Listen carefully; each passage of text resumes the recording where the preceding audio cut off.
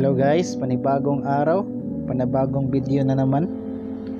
So ito yung unit natin ngayon, Honda Fit high RPM problem. So yung RPM nya guys, naka 1500 steady at nakailaw ang check engine, kaya scan muna natin. Yun yung TPS nya guys, or throttle position sensor. Ang sensor na ito guys ay ang nagmo-monitor sa ating throttle valve. Kapag nag-accelerate tayo, bumubukas din yung throttle valve.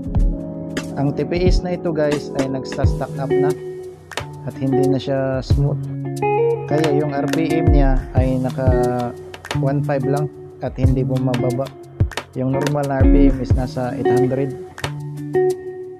So kailangan lang natin na linisin dahil madumi na sa loob dahil sa mga alikabok, kaya nag-stack up.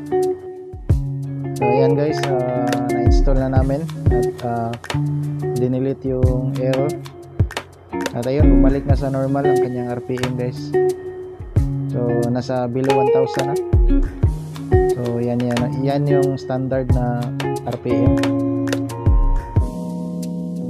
So maraming salamat sa panonood guys. I hope na marami pa kayong matututunan sa mga videos na i-upload natin sa susunod. Please like and share guys. God bless.